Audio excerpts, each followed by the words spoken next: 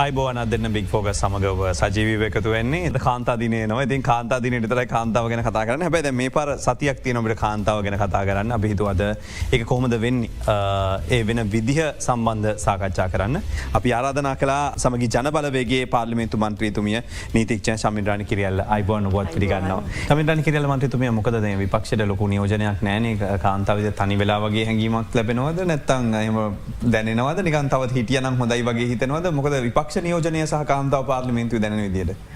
ඉතින් ඇත්තටම අපේ පක්ෂය ගත්තත් සමස්ත විපක්ෂය ගත්තත් මමයි රුහිණි කවිරත්න මන්ත්‍රීතුමිය තමයි කාන්තා නියෝජනයට ඉන්නේ. ඉතින් පාර්ලිමේන්තුවේ අපි දෙන්න හිටියත් මං හිතන්නේ ද මං නියෝජනය කරන මහනුවර දිස්ත්‍රික්කයේ ගත්තත් ඒ වගේම අපේ කවිරත්න මන්ත්‍රීතුමිය නියෝජනය කරන මාතලේ දිස්ත්‍රික්කයේ නමුත් මං හිතන්නේ අපි බිම්මට්ටමේ අපිට ලොකු කාන්තා පිරිසක් අපිත් එක්ක ඉන්නවා. ඉතින් තනි වෙලා කියලා නම් හිතෙන්නේ නැහැ. මොකද පාර්ලිමේන්තුවේ අපි දෙන්න හිටියත් අපි පිටිපස්සේ මුළු රටේම විශේෂයෙන්ම අපේ සමගි වනිතා බලවේගයේ තියෙනවා ඒක හොඳ බලවේගයක් ශක්තිමත් බලවේගයක්. ඉතින් අපි පිටිපස්සේ කාන්තාවන් විශාල සංඛ්‍යාවක් ඉන්නවා කියලා තමයි මට කියන්න පුළුවන්. මේක දේශපාලනික පැත්තට આવොත් චමින්ද්‍රාණි කිරියල්ල මන්ත්‍රීතුමිය මේ පෞල් දේශපාලන පසුබිමකින් තොරව පවුලකින් එනවන කෙනෙක් දේශපාලට එක යම් කිසි ආකාරයක කාන්තාවට විශේෂම ලිංගිකත්වය සමාජභාවය අනතාවයන් මත ඔවුන් පීඩාවට පත් කරනෝ කියෙන චෝදනාව දිගටම තිබ්බ වගේ මඩත් ඒට්ටම් කරනවා එම නැත්තං ඇයට පිරිමි ලක්ෂණ ඇඟට දාගන්න වෙනවා කියන චෝදනාව තියෙනවා. ඔබතුමියට මේක සමහට නොවෙන්න පුළුවන් නමුත් එහෙම දෙයක් තියනවද දේශපාලනය ඇතුළ දැම මේ කියන දේවල් ඇත්තද කියලහන්න පැ දැම තුමියලගේ ඔය ප්‍රතිපති ප්‍රකාශය ඔය සමාන කතාවත් තියෙනවා.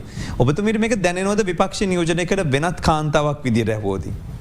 ඇත්තටම ඉතින් මහිතන්නේ කාන්තාවක් සමස්තෙක් වශයෙන් ගත්තොත් අපිට සාමාන්‍යයෙන් මහිතන පිරිමේකු දේශපාලනය කරනට වඩා වෙනස් තත්වයක් තියෙන මහිතන අපේ මන්ත්‍රතුමියන් දෙදෙනත් මාත් එක්ක එකඟ වේ මහිතන ඒක පක්ෂයකට සීමාවන එකක් නෙමෙයි මොකද ඇත්තටම කාන්තාවක් දේශපාලනයට එනකොට විශේෂයෙන්ම සමාජ මාධ්‍ය ජාලා හරහා එල්ල වෙන සාමාන්‍යයෙන් කෙන හේට් ස්පීච් ඒ වගේ මහිතන එක පක්ෂ බේදකින් තොරව කාන්තාවට මුහුණ මුණ දෙන්න වුණා අනිවාර්යෙන් මහිතන්නේ මේ මංතර මන්දේශපාලට පිවිසුන පල්විනි දවසින්දං සෑහෙන මඩ ප්‍රචාරවලට ගොදුරනිති මහිතන්නේ දේශපාලන පවුලකින් ආවත් එම නැත්තං එහෙම නොවනත් මංහිතන කාන්තාවට මුහුණ දෙනට තියෙන ප්‍රශ්න එක හා සමානයි කියල තමයි මං විශ්වාස කරන්න. ඉතිං ඇත්තටම ලංකාවේ කාන්තාවක් දේශපාලනය කරනවා කියනක ලේසි පහසු කාරයක් නෙමේ මොකද දැන් අපේ පළාත් පාලන මැතිවරණයනවා ඉතින් දැන් අපි මේ දවසල නාමයෝජන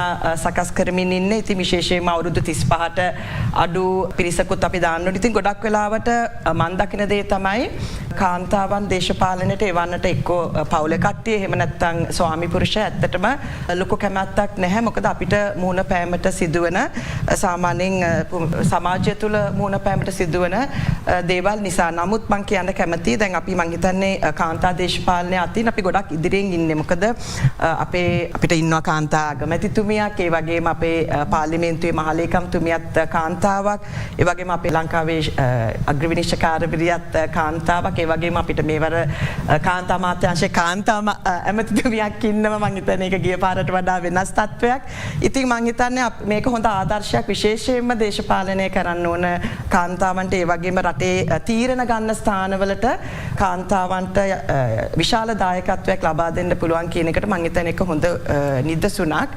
ඉතින් අනිවාර්යෙන්ම කාන්තාවන් ඉදිරියට එන්න ඕනේ කියන එක තමයි මං විශ්වාස කරන්නේ. විශේෂයෙන්ම මෙවර විශේෂ කතාබහට ලක් කරතු මොකද ප්‍රතිපත්ති කතාව වෙන්නේ කොහොමද දිනේ තියෙන්නේ මොනවද කරන්න කියලා අහන එකට එහාට ගිහලා මම මේ තියෙන ප්‍රතිපත්ති ක්‍රියාත්මක කර ගැනීම වෙනුවෙන් යොමු කරනවා. විපක්ෂ නායක සජිත් ප්‍රේමදාස මහත්මයා දිගටම කතා කරා මේ ආර්ථව දරිද්‍රතාවය සම්බන්ධයෙන්. ඒකත් එක්ක ඔහුට පැඩ් බෑන් කියලා පස්සේ කියන්න ගත්තා. නමුත් ඔහු ඒ වෙනුවෙන් පෙනී සිටි අපි ස්තුතිවන්ත වෙනවා ඒ ගැන. හැබැයි ඒකම ප්‍රතිපත්ති ප්‍රකාශයක් විදිහට ගත්තම ඔබතුමීලාගේ ප්‍රතිපත්ති ප්‍රකාශයේත් වැඩි අවධානයක් යොමු කරපු කාරණයක්.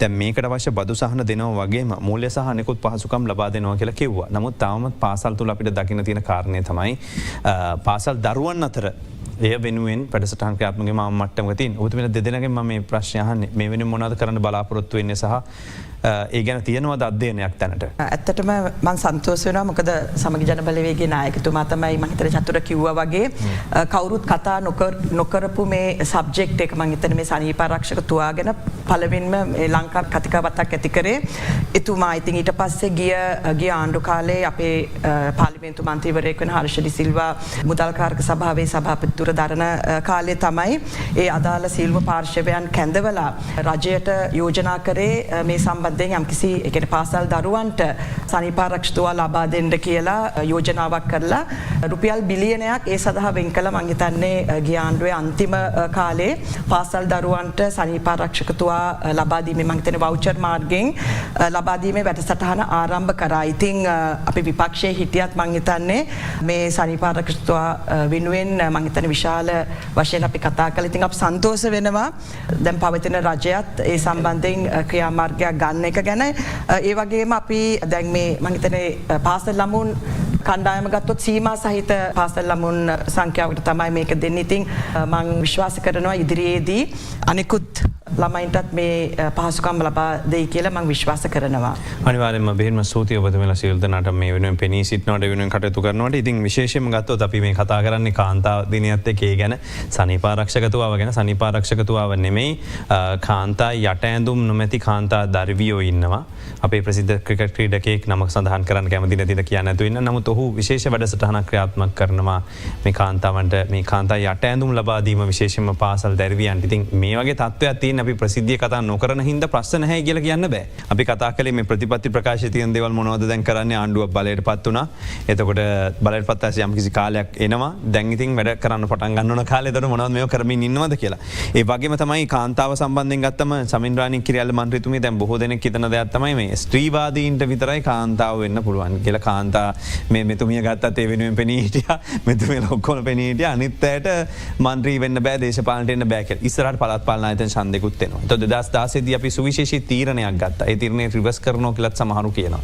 ඔබතුමිය මොකද හිතන්නේ? කාන්තා නියෝජනය ඇත්තටම වැදගත්ද? පළාත් පාලන ආයතනය තුල ස්ත්‍රීවාදීන්ට විතරද මේක හරියන්නේ? කරන්න පුළුවන්ද? මොකද්ද දෙන උත්තේජනය කාන්තාවන්ට ගෙදරින්? නෑ ඉතින් අනිවාර්යයෙන්ම අපේ රටේ 52% ඉන්නේ කාන්තාවන්, ඡන්දදායකයින්ගෙන් 58% ඉන්නේ කාන්තාවන්. ඉතින් අනිවාර්යයෙන්ම කාන්තා නියෝජනය අත්‍යවශ්‍යයි. ඒක නිසා තමයි 2017 දී අපි පළාත් පාලන ආයතනවල ඒ 25% අනිවාර්ය කරේ. ඉතින් අපි අනිකුත් ආසියානු රටවල් එක්ක සංසන්දනය කරනකොට දැන් අපේ පාර්ලිමේන්තුවේ එහෙම අනිවාර්ය නියෝජනයක් නැහැ අද වෙනකොට. ඒ වගේම පළාත් සභාවල නැහැ. ඉතින් විශේෂයෙන්ම අපේ පාර්ලිමේන්තුවේ මේ කාන්තා සංසදයේ අපි මේක දීර්ඝ වශයෙන් සාකච්ඡා කරා. මොකද ඊළඟට එන පළාත් පාලන මැතිවරණවල ඒ වගේම පාර්ලිමේන්තු මැතිවරණවල අපි කොහොමද කාන්තා නියෝජනය වැඩි කරන්න කියලා. ඉතින් අනිවාර්යයෙන්ම ඒක අත්‍යවශ්‍ය කරුණක්.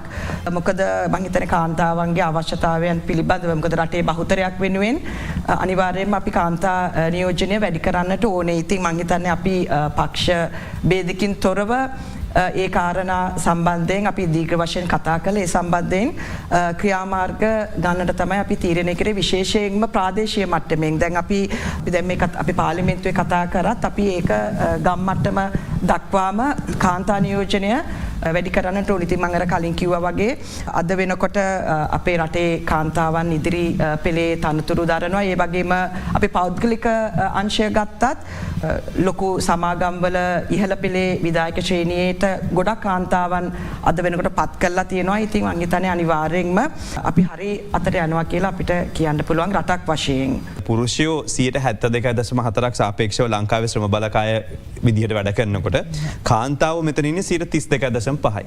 එතකොට කාන්තාවන්ගේ විරැකියා අනුපාතෙත් අපි දකිනවා 36ක මට්ටමේ තියෙනවා. පුරුෂයන්ගේ මේක තියෙන්නේ 21යි. එතකොට දැන් කාන්තාව වැඩබිමට ගේන්න ඕන වැඩිපුර. ඇයට අවස්ථා ඇති කරන්න ඕන. එතකොට තමයි ප්‍රශ්නේ එන්නේ දිවාසුරුකුම් මධ්‍යස්ථාන ටික දාලා නැහැ. පළාත් පාලන ආයතන වලින් කරන්න ඕන වැඩ ටික කරලා නැහැ. දැන් ඉස්සරහට ඔබතුමලා ඡන්ද සටනට එනවා පළාත් පාලන ඡන්දෙට. දැන් මේවා ඇත්තට මේගොල්ලන්ගේ වැඩ කොටස්. කරයිද? එතකොට මොනවද කරන්න බලාපොරොත්තු වෙන්නේ? පිච්ච ශමින්ද්‍රාණී කිරියල්ල ඔබට මොකද්ද කියන්න තියෙන්නේ? ඉතින් අපි පක්ෂයක් වශයෙන් විපක්ෂයේ මූලික පක්ෂය වශයෙන් අපි ප්‍රාදේශීය මට්ටමින් අපි අපේ වැඩසටහන් ටික ක්‍රියාත්මක වෙනවා. ඉතින් අනිවාර්යෙන්ම මටත් කියන්න තියෙන්නේ අපි දැන් දේශපාලනයට පිවිසලා ඉන්නවා වගේ අනිකුත් කාන්තාවන්ටත් බය නැතුව දේශපාලනයට එන්න. ඒ වගේම මං හිතන්නේ අපි සියලු දෙනාම එකතු වෙලා මොකද පක්ෂ වේදකින් තොරව අපි ප්‍රථමයෙන්ම අපි කාන්තාවන් ඉතින් අපි සියලු දෙනාම එකතු වෙලා එකිනෙකා ශක්තිමත් කිරීම තමයි මං හිතන්නේ අපේ මූලික පරමාර්ථය වේ යුත්තේ. මං හිතන්නේ අපේ පාර්ලිමේන්තුවේ සංසදයේත් අපි පක්ෂ වේදකින් තොරව කාන්තා ප්‍රශ්න ගැන කටයුතු කරලා අපි විශේෂයෙන්ම අපේ ඇමතිතුමියට ඒ වගේම සියලුම කාන්තා මන්ත්‍රීතුමන් අපි එකට කටයුතු කරනවා. ඉතින් අපේ සහයෝගයත් අපි ඒ කටයුතු කාන්තාවන් වෙනුවෙන් සාර්ථකව කර ගැනීමට අපේ පූර්ණ සහයෝගය ලබා දෙනවා. ඉතින් මං කියන්නේ බය නැතුව ඉදිරියට එන්න. මොකද මං හිතන්නේ හිත ශක්තිමත් කරගෙන ඉදිරියට ආවොත් අපිට අනිවාර්යයෙන්ම අපේ රටටත් ඒ වගේම කාන්තාවන් වෙනුවෙන් අපිට විශාල කාර්යභාරයක් ඉටු කරන්නට පුළුවන් කියලා. මෙන්ම ස්තුතියි අපිත් එක් අද මේ සාකච්ඡාව සඳහා එකතුනේ. හෙට දවසට මේ අනිත් දවසේ කාන්තා දිනේ අපි සමරනවා ලංකාවේ.